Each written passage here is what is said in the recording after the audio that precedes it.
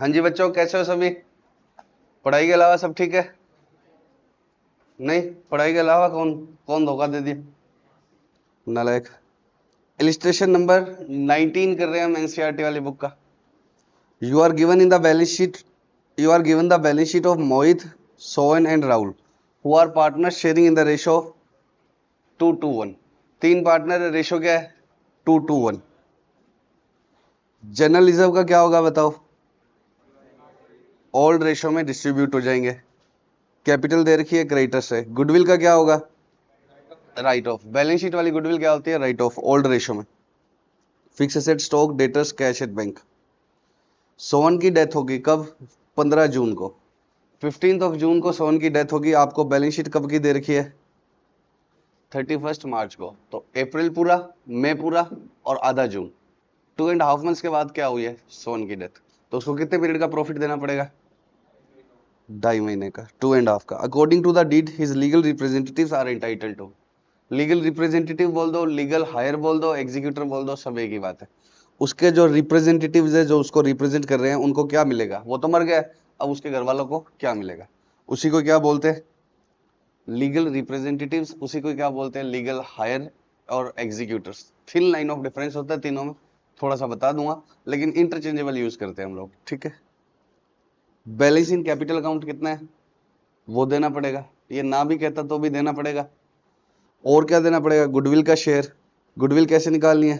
Thrice. Thrice का मतलब 3 times of average profit of last 4 years। Share in profit up to the date of death देना पड़ेगा, वो भी कैसे लेना है? Average profit of past 4 years। IOC देना पड़ेगा कितना? 12%। नया रेशो इनका कितना है? 3:2। न्यू रेशो कितना है? 3:2। Profit for the year ended on 31 March 14, 15, 16, 17 were 15, 17, 19, 13। Sohan's legal representatives were to be paid the amount due. Mohit and Rahul continued as partners by taking over Sohan's shares equally. Work out the amount payable to Sohan's legal representative. बाकी सब बातें छोड़ो, सिर्फ क्या बात करो? Opening balance क्या लिखूं सोहन की कैपिटल में? 25। जो जो मैं हाईलाइट करूंगा बस आपको वो बताना है कि समझ में आ गया है नहीं। April 1 को 25,000।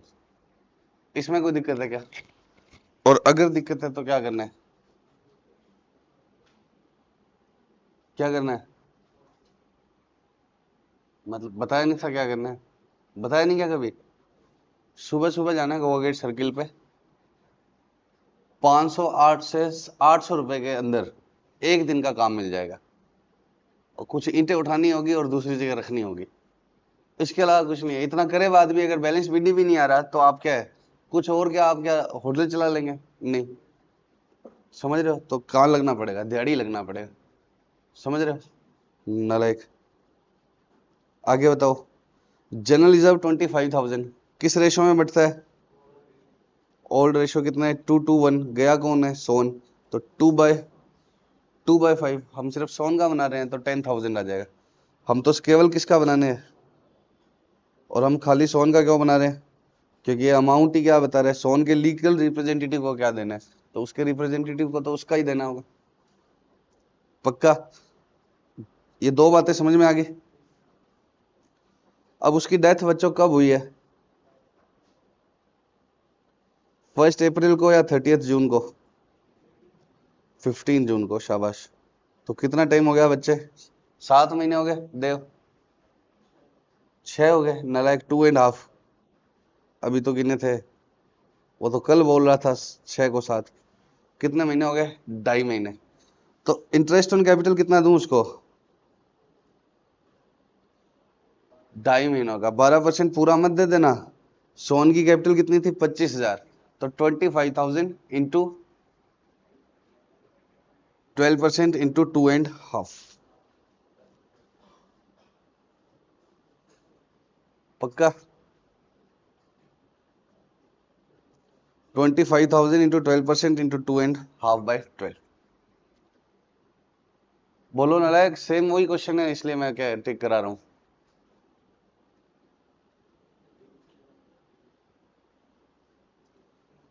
गुडविल का क्या करूं, राइट ऑफ टू साइड में, तो इसका शेयर कितना आएगा 2/5, तो इसका शेयर 2/5 आएगा, तो 30,000 का 2/5 कितना होता है 12,000। पक्का।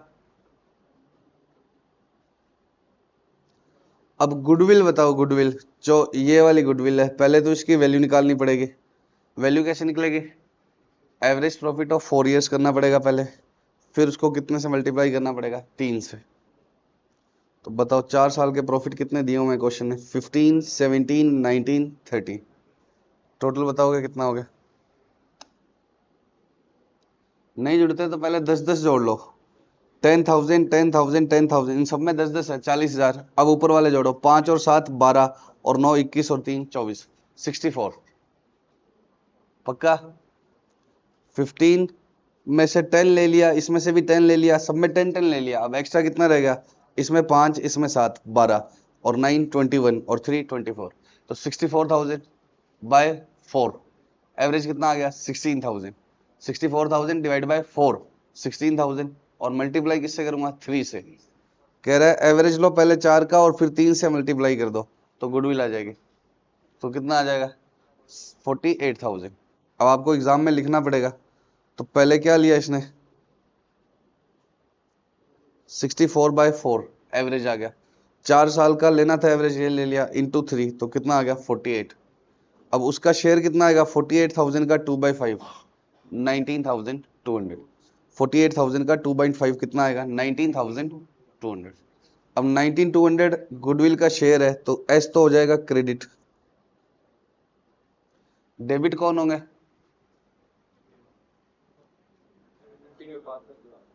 कौन कौन है वो, एम और आर, मोहित और राहुल। किस रेशो में, गेन रेशो में। दे रखा है क्या,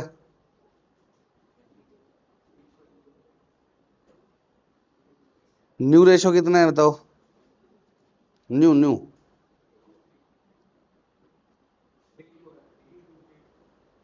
3:2, ओल्ड क्या है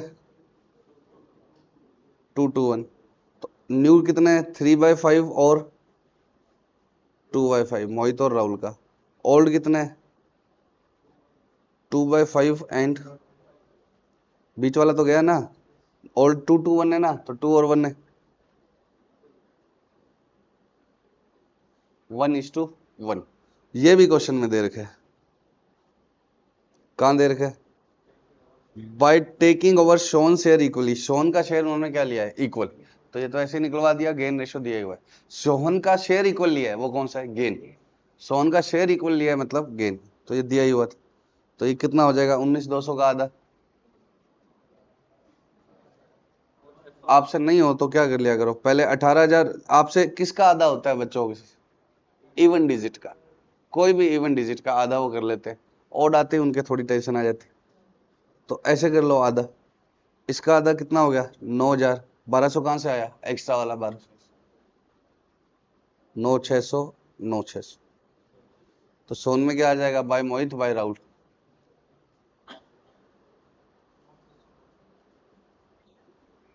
पक्का। बोलो। अब उसको प्रॉफिट का शेयर देना है, वो भी कैसे देना है हमें प्रॉफिट का शेयर, सी पॉइंट पढ़ो,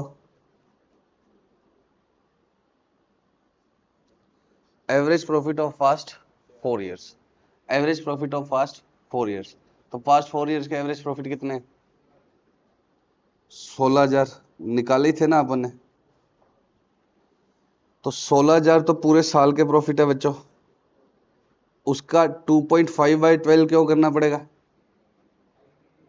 2.5 महीने के बाद डेथ होगी, और उसमें उसका शेयर कितना आएगा 2/5, तो ये इसने किया ही हुआ है 1333, कितना आएगा 1333, या इसने लिखा है P&L सस्पेंस, इस पर हमें आज बात करनी है। इस पर हमें क्या करनी है आज बात। कल मैंने कहा था एक बार लिख लो, याद कर लो कि ये किस नाम से आएगा, P&L सस्पेंस। और ये कैसे आ गया, बैलेंसिंग फिगर से। जो बैलेंस कहाँ ट्रांसफर हो जाएगा, सोन्स एग्जीक्यूटिव। इतने रुपए उसके देने सोन के एग्जीक्यूटिव में। एक बार इस P&L सस्पेंस पर मैं लंबी डिस्कशन करने वाला हूँ। इसके अलावा मुझे बता दो, एक एक करके बताओ, बाय बैलेंस BD में कोई डाउट, इसमें कोई डाउट है तो क्या करना होता है, सिर्फ और सिर्फ दिहाड़ी मजदूरी का काम, क्योंकि पूरा चैप्टर हो गया, एडमिशन भी हो गया, तब जाके भी अगर बाय बैलेंस BD नहीं पता लगे तो सिर्फ दिहाड़ी मजदूर भी शायद क्या ज्यादा उसको भी समझा दे तो आई जाए।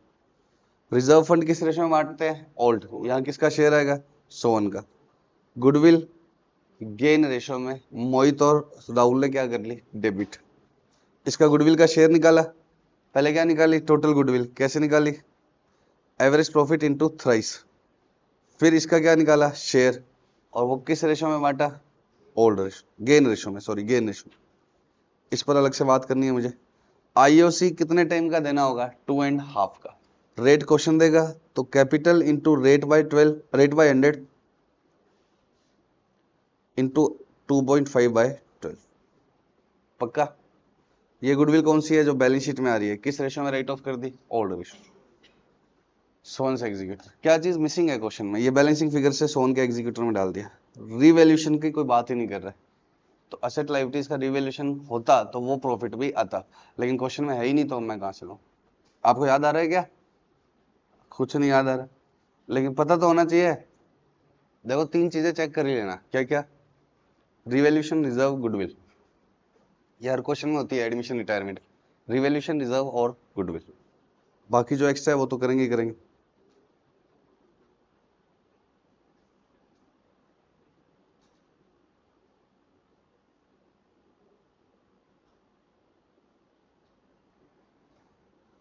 अब बच्चों मुझे एंट्री सिखानी है, प्रॉफिट का शेयर जो देना होता है up to the date of death.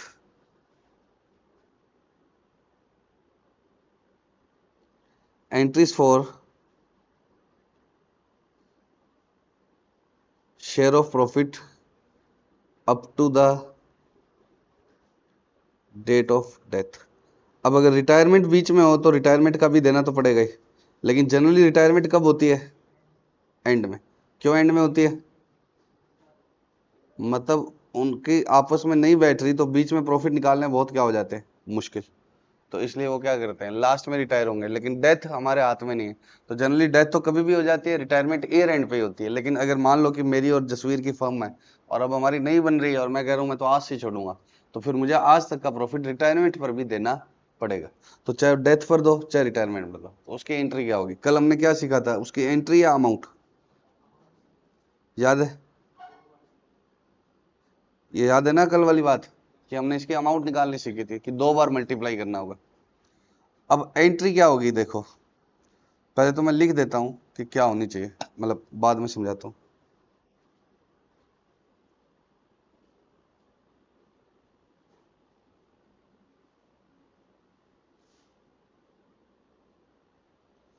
P&L suspense account debit to deceased or retiring partner। और क्या होगी,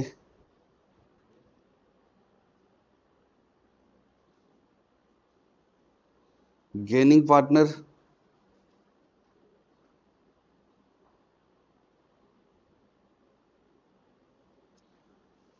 टू डिसीज्ड और रिटायरिंग पार्टनर्स।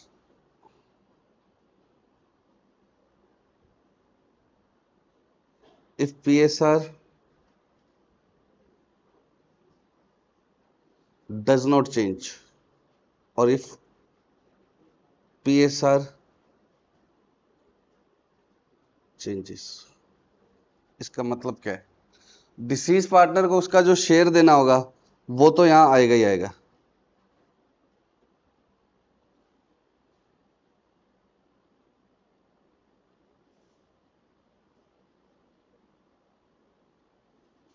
डिसीज पार्टनर को जो भी उसका शेयर देना है वो तो यहां आएगा ही आएगा, ठीक है।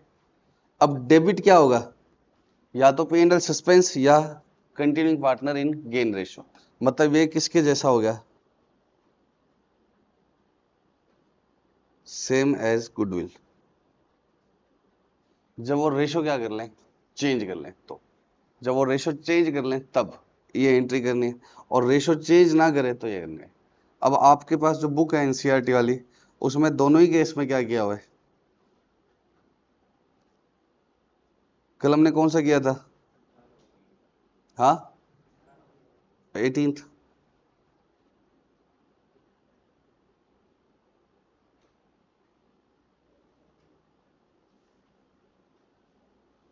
कल हमने किया था ये 18th क्वेश्चन।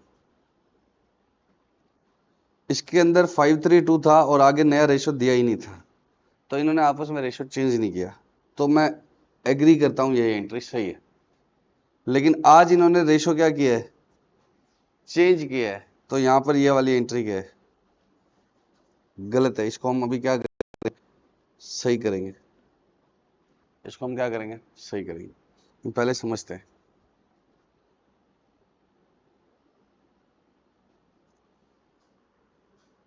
ओल्ड रेशो 532,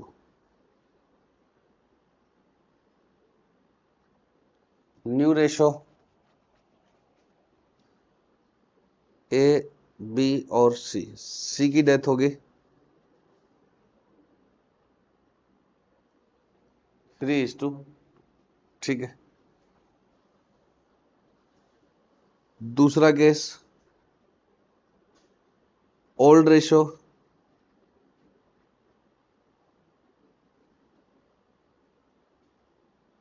और न्यू रेशो 5:3। पहले बताओ किस केस में रेशो चेंज हुआ है, फर्स्ट या सेकंड? फर्स्ट में। फर्स्ट में रेशो क्या हुआ है, चेंज। पहले इनका 5:3 था, अब इन्होंने अलग कर लिया। या पहले भी 5:3 था, अब न्यू ना दिया हो तो नया क्या मानते हैं हम, 5:3। तो ये इन्होंने चेंज नहीं किया, तो इस केस में एंट्री क्या करनी है, 2C। मान लो सी का शेयर कितना है, 5000। डेबिट क्या होगा, पी एंडल सस्पेंस। और इस केस में बताओ क्या होगा, 2C कितना, डेबिट क्या होगा, ए और बी। किस रेशो में, गेन के रेशो में। अब ये मैंने बनाया है ना तुम्हारे सामने, तो 1:1 दिया है, तो कितना आएगा 2500। गेन रेशो कितना है,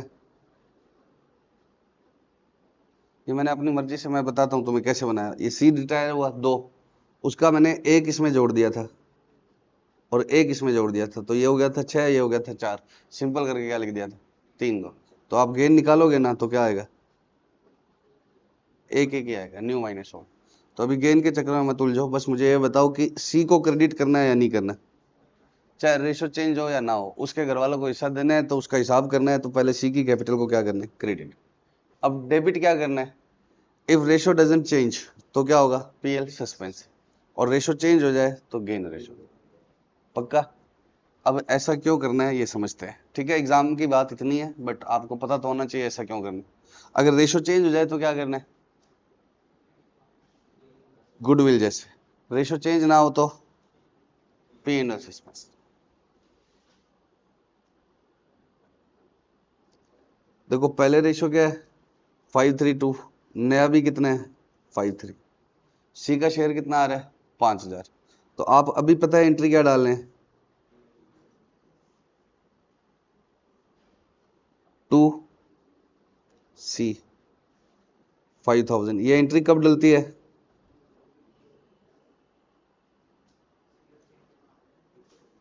ये 1/4 है, और यहाँ मान लो डेथ हुई है और यहाँ तक का शेयर तुमने निकाल लिया। अमाउंट निकालनी कल सीख ली थी ना हमने, दो तरीके से हो सकती है, सेल्स के हिसाब से हो रही। पक्का। तो ये आपने निकाल लिया, कितना आ गया, 5000। बोलो नालायक, नहीं क्या। अब आप ईयर एंड पर क्या बनाएंगे,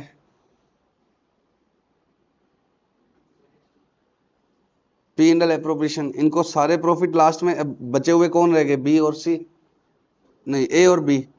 ए और बी को लास्ट में प्रॉफिट पता लगा कि हमने इस साल में कितने कमाए, 1 लाख। लास्ट में तो निकालेंगे ही ना, ए और बी कंटिन्यू कर रहे हैं तब। तो ए और बी जब लास्ट में क्या बनाएंगे, P and L appropriation account, तो उसमें क्या एंट्री डाल देंगे, to P and L suspense, कितने रुपए से, 5000। तो अब ये पी एंड एल अप्रोप्रिएशन कितना बनाएंगे, बाय नेट प्रॉफिट कितने का, 1 लाख। इनको टोटल प्रॉफिट कितना हुआ, 1 लाख।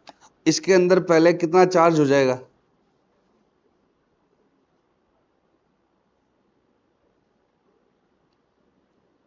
5000। और ए और बी इसको आगे बचे हुए को कितना बांट लेंगे,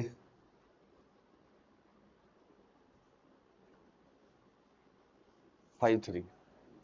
ए और बी कह रहे हैं कि साल भर में हमने टोटल कितने कमाए, 1 लाख, जिसमें से इतने पीरियड का सी का हिस्सा कितने, 5000। भाई टोटल 1 लाख पूरे साल की कमाई है। सी को इतने पीरियड का शेयर दिया था ना हमने एस्टिमेशन बेसिस पे। एस्टिमेशन कैसे लिया था, लास्ट ईयर के बेसिस पे या लास्ट 2 साल के बेसिस, तो इतना तो सी ले गया। ए और बी कहेंगे कि हमने मिलकर टोटल कितने कमाए हैं, 1 लाख, जिसमें से इतना कौन ले गया, सी था, उसने एस्टिमेशन बेसिस पर 5 ले लिया था, तो हमारा कितना रह गया, 95। तो ये पीनल सस्पेंस क्लोज कैसे होगा, अब ये डेबिट बैलेंस हुआ क्या, रिटायरमेंट वाले टाइम या डेथ वाले टाइम ये क्या हो जाता है, डेबिट। ईयर एंड पे ये क्या हो जाता है, क्लोज। किस में डाल के, पीनल एप्रोप्रिएशन। बोलो। अब ये प्रॉफिट ए और बी को, ए बी और सी के कितने थे, 532 के थे पहले 3 महीनों के, और बाकी के 9 महीनों के कितने के थे, इस साल के प्रॉफिट कैसे थे, एक बार सही से बताओ, इस साल के प्रॉफिट कैसे बटने चाहिए,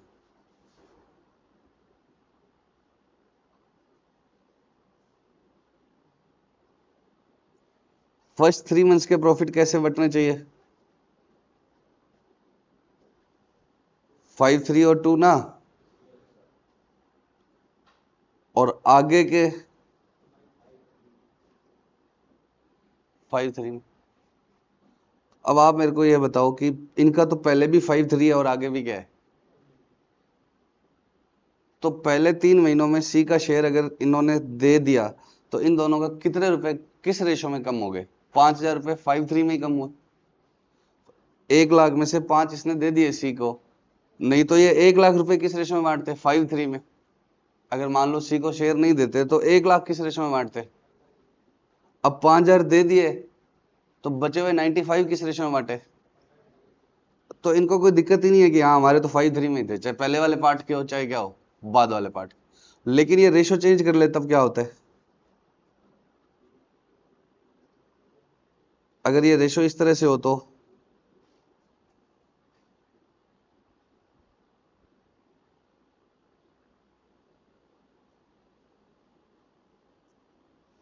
पहले वाले तो किस रेशो में जाने चाहिए, 5 3 2 में, और आगे वाले किस में आने चाहिए, तो पहले वाले प्रॉफिट में ए और बी का रेशो क्या है, 5 3, और आगे आने वाले प्रॉफिट में ए और बी का रेशो क्या है, 3 2। पहले इनका प्रॉफिट का रेशो क्या है, लेकिन आगे वाले प्रॉफिट में रेशो क्या है, 3 2 है। तो अब सीधा 1 लाख में से काट दिए पहले वाले रेशो में, यहां तो पहले भी 5 3 था, अब अलग अलग भी बांटोगे ना तो भी आंसर क्या आ जाएंगे, सेम। लेकिन यहां इन्होंने रेशो क्या कर लिया, चेंज कर लिया, रेशो चेंज कर लिया है। तो इस पीरियड का जो सी का प्रॉफिट था वो हमने तो एक बार एस्टिमेशन बेसिस पर दिया, इस पीरियड का सी का प्रॉफिट हमने कैसे दिया है, लास्ट ईयर के एस्टिमेशन के हिसाब से दिया है ना, अरे हाँ या ना। और लास्ट में जब वो काटेंगे तो वो किस रेशो में से कम होगा, 3 2 में कम होगा, जबकि कम किस में, ए और बी का किस रेशो में कटना चाहिए, 5:3 में। भाई इस पीरियड के प्रॉफिट अगर अलग होते और इस पीरियड के अलग निकालते तो जो सी ले रहा है उसका लॉस ए और बी को किस रेशो में लगना चाहिए, 5 3 में लगना चाहिए। लेकिन अब हम तो लास्ट में हटाएंगे तो फिर वो किस रेशो में लग जाएगा, 3 2 में। अगर हम ऐसे कर देंगे, इधर लिख देंगे 1 लाख और इधर क्या लिख देंगे, 5000, तो ये तो लास्ट में प्रॉफिट किस रेशो में बांट रहे होंगे, 5 2 में 3 में बांट ही नहीं रहे होंगे, ये तो किस रेशो में बांट रहे होंगे, 3:2 में बांट रहे होंगे ना उस समय, जब ईयर एंड पर प्रॉफिट एंड लॉस एप्रोप्रिएशन बनाएंगे तो उस समय टोटल प्रॉफिट इनको पता लगेगा, उसमें से इसको नॉर्मल तरीके से काट दिया तो ये किस रेशो में बांटने वाले थे? 3:2 में। ये किस रेशो में बांटने वाले थे? 3:2 में। जबकि ये वाला पार्ट इनका जो कम होना चाहिए था उस समय तो इनका रेशो क्या था? 5:3 था। हाँ या ना? आप बात समझ रहे हो क्या? भाई दोनों सेम ही है तब तो कोई दिक्कत ही नहीं है, लेकिन अगर यहां पर अलग प्रॉफिट निकालते और यहां पर अलग निकालते तो सी का इस पीरियड का प्रॉफिट जो सी ले रहे हैं वो ए और बी में किस रेशो में कम होना चाहिए? 5:3 में। और आगे का रेशो क्या है? 3:2। अब जब ये सारा प्रॉफिट निकालेंगे साल के एंड में तो ये तो सारे कोई कितने में बांटते हैं? 3:2 में बांटते हैं ना। अब उस समय ये थोड़ी देखेंगे इस पीरियड का कितना था, क्योंकि इनको पता ही नहीं है इस पीरियड का कितना था। ये पता ही होता तो एस्टिमेशन बेसिस पे करते ही नहीं, एक्चुअली दे देते उसको। 3 साल का प्रॉफिट निकाल के एक्चुअली दे देते। अरे हाँ या ना? तो इसलिए इनको लास्ट में ये सारा प्रॉफिट ही किस रेशो में बांट रहे हैं और उसमें से माइनस किस रेशो में हो रहा है? तो इनको गेन के रेशो में बटना चाहिए है नहीं। जैसे गुडविल का हिसाब हम क्या करते हैं कि गुडविल आज तक बनाई थी हमने, आज तक हमारा रेशो क्या था? ओल्ड। आज के बाद हम क्या करेंगे? किसी और गुडविल का मतलब क्या है? मेहनत करी हमने ओल्ड रेशो में, लेकिन आगे बट किस में जाएगी? न्यू में। क्योंकि अब रेशो चेंज हो गया तो आगे बट किस में जाएगी? न्यू में। तो इसलिए किस रेशो में डालते हैं? गेन रेशो में। तो ये भी तो यही तो है कि ये पुराने इस 3 महीने के प्रॉफिट के ऊपर तो क्या रखना चाहिए? बटने कैसे चाहिए थे? ओल्ड में। लेकिन बटेंगे किस में? ये न्यू में। तो इसके ऊपर क्या रखना चाहिए? Gain ratio. इसमें भी गेन रेशो ही है, लेकिन वो गेन रेशो क्या है? सेम ही है, इसलिए हम सीधा क्या कर देते हैं? 5:3 में से चार्ज होने दो। पक्का? अरे बोलो, समझ रहे हो क्या कि इन 3 महीनों के प्रॉफिट किस रेशो में बटने चाहिए थे? ए बी सी में। 5:3 में। सी को तो हमने दे दिया 2/10। ए और बी का कितना बटना चाहिए? 5:3। लेकिन जब ये लास्ट में बांटेंगे, लास्ट में तो ये टोटली बांटेंगे ना, तो वो किस रेशो में चला जाएगा? 3:2 में। तो उस प्रॉफिट पर क्या होना चाहिए? गेन रेशो का हिसाब होना चाहिए। तो अगर इन्होंने, अब आप एग्जाम के लिए इतना याद रखना, अगर ओल्ड ये है न्यू वाले है अलग अलग दे रखा है तो सी को उसका शेयर दोगे किस रेशो में? उसका हिस्सा दे दोगे जो भी है 2/10। और ए और बी को क्या करोगे? गेन रेशो में। ओल्ड और न्यू सेम ही है तब क्या करोगे? PNL suspense. और जो लास्ट में पीएनएल एप्रोप्रिएशन से क्या हो जाएगा? चार्ज। एंट्री क्या बनेगी? पीएनएल सस्पेंस टू सी, और ईयर एंड में इसको कहां भेज देंगे? PNL appropriation. तो बस आप तो बस एग्जाम के लिए तो क्या याद रखना है? पीएनएल सस्पेंस से चार्ज करने। तो ये किस रेशो में आएगा? रेशो आएगा ही नहीं, है तो अपने आप लास्ट में अब 5:3 में ही चार्ज होगा। समझ रहे हो क्या? ये पीएनएल सस्पेंस जब पीएनएल एप्रोप्रिएशन में चार्ज करेंगे तो ए और बी के प्रॉफिट किस रेशो में कम हो जाएंगे? 5:3 में। जब लास्ट में ये बांटेंगे 1 लाख में से 5,000 काट के तो ए और बी के किस रेशो में कम हो गए? 5:3। और वो अपने आप ही गेन ही बनेगा, क्योंकि जब ये दोनों सेम हो तो गेन रेशो क्या है ये? तो यहाँ कोई दिक्कत नहीं है, इसलिए पीएनएल सस्पेंस बोल दिया। यहाँ दिक्कत थी इसलिए पहले ही क्या बोल दिया? Gain ratio. पक्का? तो बताओ, अगर उसको शेयर देना है प्रॉफिट का, अगर क्वेश्चन कुछ ना बोले प्रॉफिट शेयरिंग रेशो चेंज हुआ है या नहीं, तो उसको तो हमेशा ही देना है। अब चेंज नहीं हुआ तो डेबिट किस में डालना? पीएनएल सस्पेंस में। चेंज हो गया, उन्होंने अपना आपस का रेशो भी चेंज कर लिया, म्यूचुअल रेशो भी चेंज हो गया कंटिन्यूइंग पार्टनर का, तो फिर किस रेशो में डालना होगा? Gain ratio.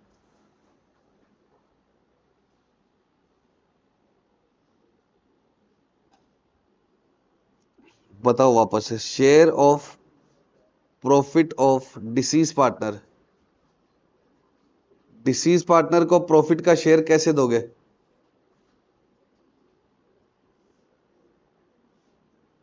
If mutual ratio of continuing change या not change? Does not change. अगर इनका आपस में चेंज नहीं किया इन्होंने तो क्या एंट्री डालोगे? P and L suspense to deceased partner. और अगर इन्होंने आपस में म्यूचुअल रेशो क्या कर दिया? सीपी मतलब कंटिन्यूइंग पार्टनर चेंजेस, तब क्या होगा? बताओ क्या एंट्री होगी? गेन टू डिसीज तो रहेगा रहेगा, और डेबिट क्या हो जाएगा, गेनिंग, किस रेशो में, मतलब कंटिन्यूइंग, गेन नहीं कंटिन्यूइंग। और ये चेंज, इसको पूरा लिख ही देता हूं मैं, आलस कर रहा हूं, तुम फिर बाद में लिखते। तब ये गेन रेशो में, और इसको उसका क्या देना है बच्चों, शेयर। किसको शेयर देना है, डेबिट किसको करना है, किस रेशो में, और पी&एल सस्पेंस कब करना है,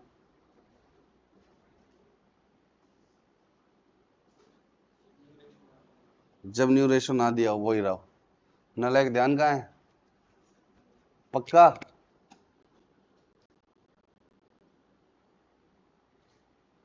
पक्का क्या, जसवीर कहाँ है ध्यान। चलो आगे करो।